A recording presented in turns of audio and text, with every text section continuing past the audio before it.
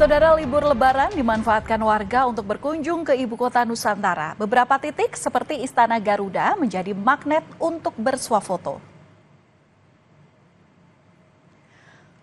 Kawasan inti pusat pemerintahan sampai Istana Garuda di ibu kota Nusantara ramai dikunjungi wisatawan.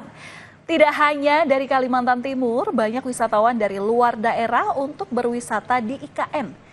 Istana Garuda hingga Plaza Sermoni jadi daya tarik wisatawan untuk berfoto bersama keluarga.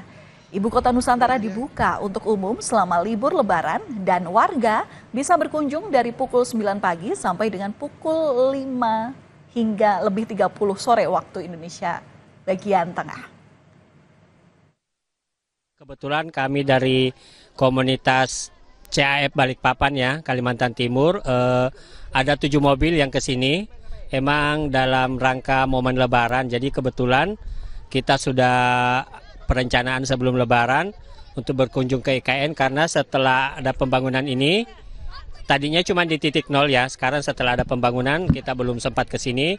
Jadi alhamdulillah hari ini kita nyampe di sini walaupun cuacanya agak hujan-hujan, tapi tetap semangat untuk berkunjung ke IKN.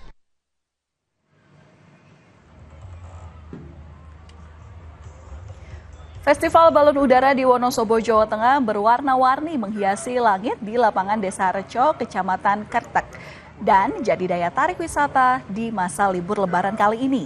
Demi keamanan, balon udara ditambat dengan 4 tali agar bisa dikendalikan, naik dan turun kembali, dan peserta festival juga diimbau untuk tidak menerbangkan balon di area saluran udara listrik tegangan tinggi atau SUTET. Festival Balon Udara Hias ini berlangsung sejak tanggal 1 April lalu hingga 6 April.